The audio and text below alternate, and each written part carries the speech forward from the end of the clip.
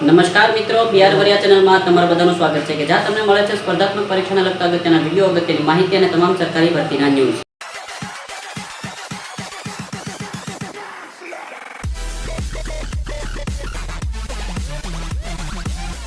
તો મિત્રો, Sunday comment બોક્સના 5મા એપિસોડમાં તમારા બધાનું હાર્દિક સ્વાગત કરું છું કે જ્યાં તમે પૂછેલા મને સવાલના જવાબ આપવાની કોશિશ કરીશ। તેમાં સૌથી પહેલો સવાલ છે, નીલમ પટેલ લખે છે કે સર એ કેવી રીતે ખબર પડે કે કયા તાલુકામાં કેટલી જગ્યા છે? તો એક વસ્તુ તમને કહી દઉં કે કયા તાલુકામાં કેટલી જગ્યા રહેલી છે તેની માહિતી અત્યારે તમને નહીં ખબર પડે। તમે જ્યારે જિલ્લો પસંદ કરીને જિલ્લામાં જ્યારે તમે તાલુકો પસંદ કરે કે સ્થળ પસંદ કરવા માટે જ્યારે જશો ત્યારે તમને એ માહિતી મળશે કે તમારા જિલ્લાની અંદર કયા તાલુકામાં કેટલી જગ્યા ખાલી રહેલી છે તેની માહિતી તમને ક્યાંથી મળશે, અથવા તો કદાચ છે તમને વેબસાઇટ પર પણ તેની માહિતી કદાચ ઉપલબ્ધ કરાવશે, એ નક્કી નથી, પણ આ બેમાંથી કોઈ પણ એક રીતે તમને માહિતી ખબર પડે ત્યાં સુધી માહિતી ખબર પડી શકે નહીં।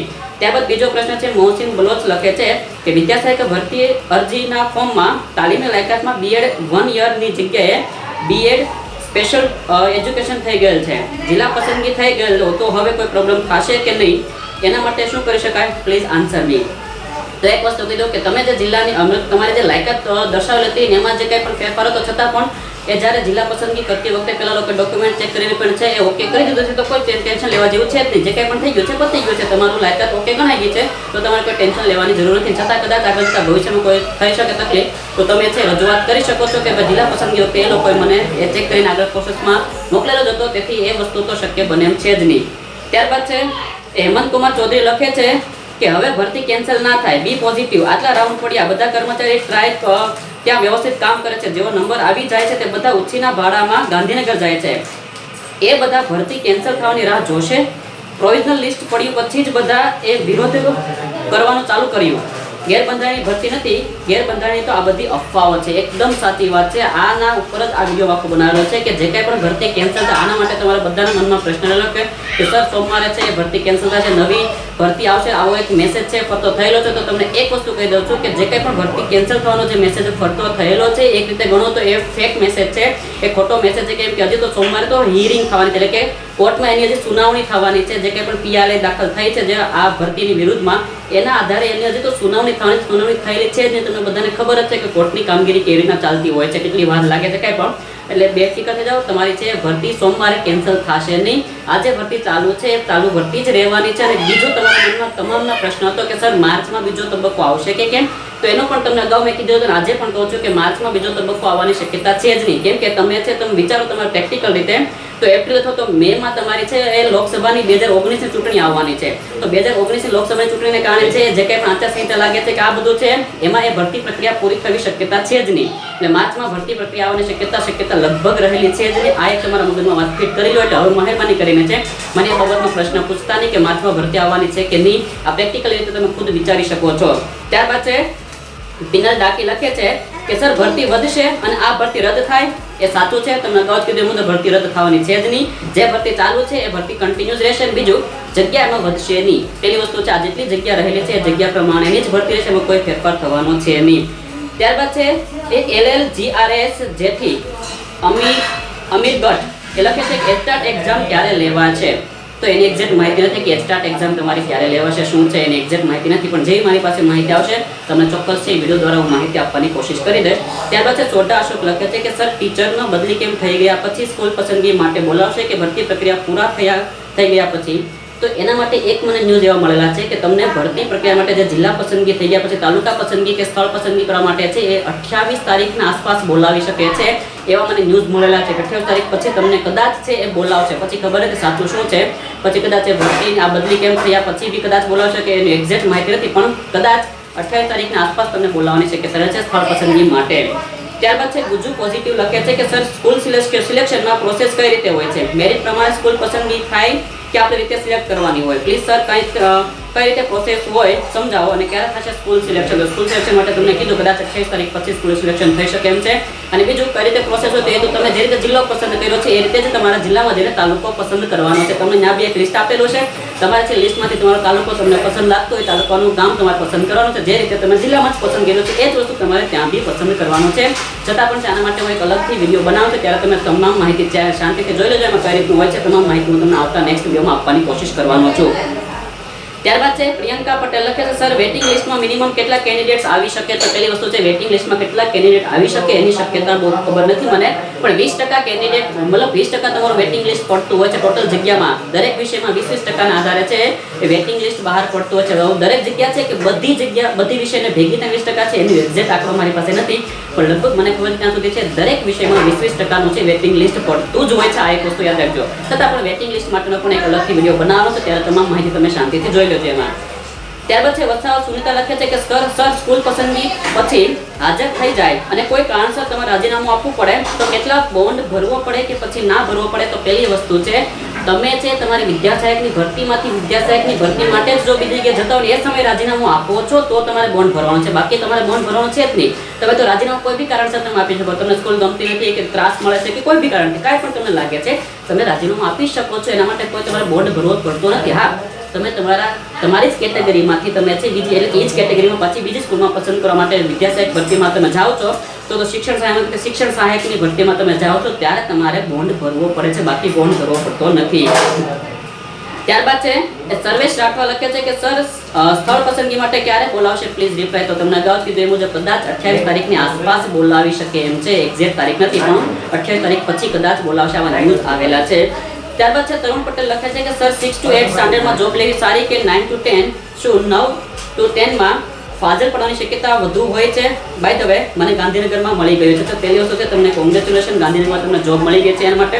અને બીજો સવાલ તમારો જે હતો કે 6 થી 8 માં લેવું કે 9 થી 10 માં લેવું સારું? તો ભાઈ નોકરી તો બંનેમાં સારી જ છે.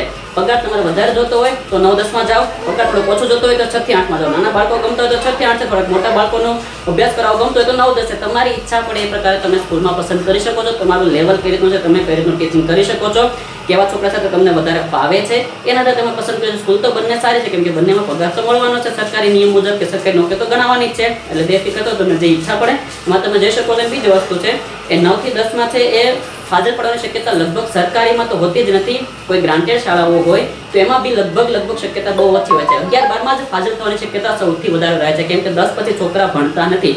10 સુધી તો છોકરા ભણતા છે, એના કારણે છે ફાજલ નથી પડતા. આ એક વસ્તુ યાદ રાખજો. ત્યારબાદ છે ધારા પટેલ લખે છે કે સર દાહોદ અને નર્મદા ના 10 યરના બોન્ડ છે એના વિશે માહિતી વિસ્તારથી આપશો પ્લીઝ? તો આના માટે તમને અલગથી એક વિડીયો બનાવશો, એમાં તમને બધી માહિતી આપીશ કે દાહોદ અને નર્મદામાં શા માટે બોન્ડ 10 વર્ષનો આપેલો છે વગેરે તમામ ચર્ચા છે હું અલગ વિડીયોમાં તમને આપવાની કોશિશ કરી, ત્યારે શાંતિથી જોઈ લેજો કેમ કે જવાબ બહુ મોટો છે, તમને આ વિડીયોમાં આપી શકાય એમ નથી. ત્યારબાદ નેહા પટેલ લખે છે કે સર મારું સંસ્કૃતમાં એક્સેસ કેન્ડિડેટ તરીકે નામ છે અને એસટી મેરિટ 66.67 છે, તો વારો આવશે તો એક્સેસ કેન્ડિડેટ વાળાને એક વસ્તુ તમને કહી દઉં છું કે તમે એક્સેસ કેન્ડિડેટમાં આવેલા છો તો એનો મતલબ એમ નથી કે તમારો વારો આવી જ જશે. હા, ઘણા ખરા વારો આવી જાય છે તો ઘણા ખરા વારો નથી આવતો. તો આજે નથી આવતો ને એક્સેસ કેન્ડિડેટ વાળા, તો એક વસ્તુ યાદ રાખજો કે તમે લોકો છે એ સીધા વેટિંગમાં જ વહી જાવ છો, તમારો વારો વેટિંગમાં વહી જાય છે. આ વસ્તુ તમે યાદ રાખજો. કદાચ તમારો કોઈનો એક્સેસ કેન્ડિડેટ તરીકે વારો આવેલો હોય તો આ રીતે તમે છે એ વેટિંગમાં વારો જશે જો તમારો રાઉન્ડમાં વારો નથી આવેલો તો. બાકી ઘણા ખરા કિસ્સામાં વારો આવી જાય છે કેમ કે આગળવાળા છે જોબ લેતા નથી એટલા માટે. ત્યારબાદ છે એ મનીષ પટેલ લખે છે કે સર જનરલમાં વેટિંગમાં કઈ રીતે બોલાવવામાં આવશે, કેટલા સુધી બોલાવી શકે છે? તો ભાઈ જનરલમાં વેટિંગમાં કે SC ST માં કઈ રીતે બોલાવશે એની એક્ઝેક્ટ માહિતી તો નથી, છતાં એક વખત વિડીયો બનાવવાની ટ્રાય કરીશ, જોજો કઈ રીતે એમાં હોય છે તમને માહિતી આપવાની મારી રીતે ટ્રાય કરીશ. ત્યારબાદ રીના પટેલ લખે છે કે સર આ ભરતી રદ થશે કે અને બીજી નવી ભરતી માર્ચમાં આવશે, શું એ સાચું છે? તો કહો તમને કીધું એ મુજબ ભરતી રદ નથી થવાની. આ તમારા મનમાં જે પ્રશ્ન રહેલો છે, જે ન્યૂઝ આવતા રહે છે વારંવાર, તો એ વસ્તુ તમારા મગજમાંથી કાઢી લો કેમ કે ભરતી રદ થવાની નથી. છતાં સોમવાર છે આવતીકાલે તમે શાંતિથી જોઈ લેજો રદ થાય છે કે કેમ, છતાં મને ખ્યાલ છે ત્યાં સુધી રદ થવાની છે નહીં. બીજું તો કે બીજો તબક્કો માર્ચમાં આવવાનો છે જ નહીં, એની શક્યતા બહુ ઓછી રહેલી છે. ત્યારબાદ છે એ મેઘનાથી સુનિલગીરી એ લખે છે કે ભાઈ મેથ સાયન્સમાં કેટલી જગ્યા બાકી રહી છે અને હવે મેરિટ નીચું જશે કે નહીં, થર્ડ રાઉન્ડ માટે પ્લીઝ માહિતી આપજો ને. તો થર્ડ રાઉન્ડ માટે છે હું અલગથી વિડીયો બનાવવાની ટ્રાય કરવાનો છું, તેમાં તમે તમામ માહિતી જોઈ લેજો કે નીચું જશે કે નહીં, શું થશે, કેટલી જગ્યા વધશે એ મારે તેવું ચેક કરી તમને છે માહિતી આપવાની કોશિશ કરવાનો છું.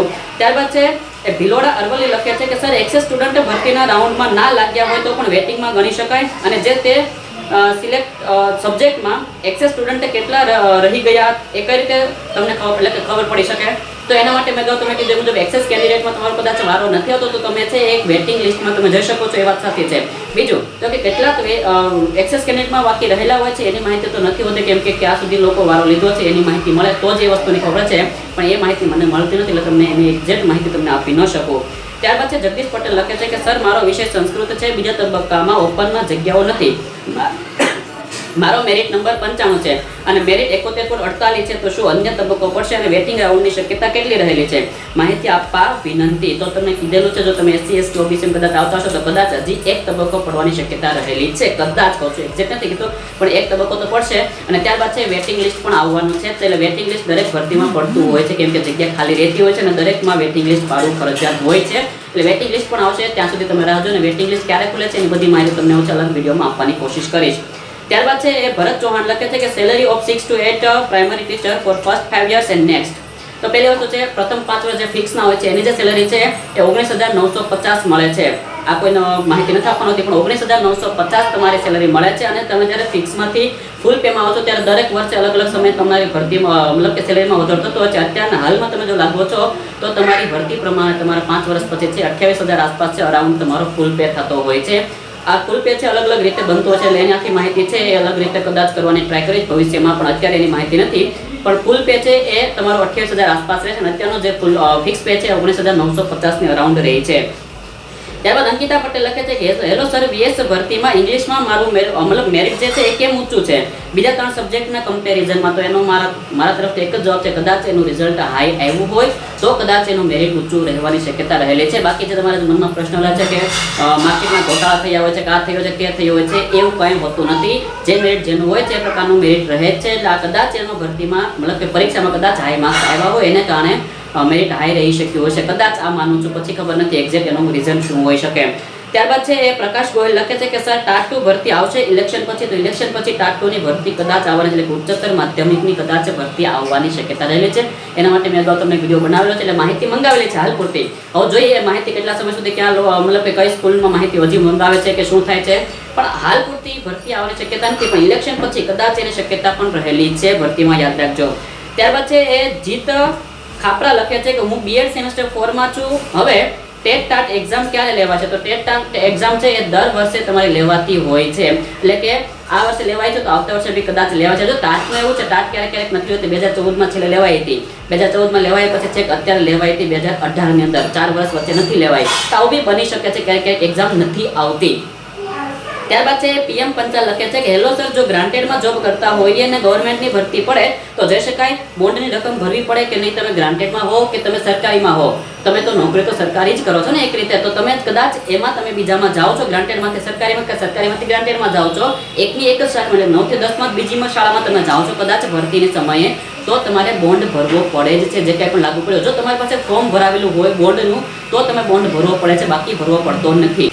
બસ મિત્રો, તો આ જ બધા સવાલ રહેલા હતા આપણા આજના સન્ડે કોમેન્ટ બોક્સની અંદર છે. જે મેં મારી રીતે ઘણા બધા પ્રશ્નો રહેલા હતા તમારા, એ બધા પ્રશ્નો છે મારી રીતે મેં અલગ કરવાની કોશિશ કરેલી છે, બધા પ્રશ્નો લેવાની કોશિશ કરેલી છે. છતાં પણ ઘણા બધાના પ્રશ્નો જો રહી જતા હોય તો મને માફ કરી દેજો. બાકી જે ઘણા બધા પ્રશ્નો તમારા જે મનમાં વધારાના રહેલા છે એના માટે હું અલગથી વિડીયો બનાવવાની કોશિશ કરવાનો છું. એટલે આના પછીના દિવસોમાં તમે એ વિડીયો શાંતિથી જોઈ લેજો, તમને બધી માહિતી મળી જશે. છતાં પણ તમારો કોઈ પ્રશ્ન રહેતો હોય તો તમે મને નીચે કોમેન્ટ કરીને જરૂર જણાવી શકો છો. અને ચેનલ સારી લાગે, ચેનલમાં આ વિડીયો સારો લાગ્યો હોય તો વિડીયોને લાઈક કરજો, શેર કરજો, બીજા મિત્રો સુધી આ માહિતી પહોંચે એના માટે. અને ચેનલ સારી લાગે તો ચેનલને સબસ્ક્રાઇબ જરૂર કરી લેજો. બસ મિત્રો, ત્યાં સુધી આવજો. ધન્યવાદ.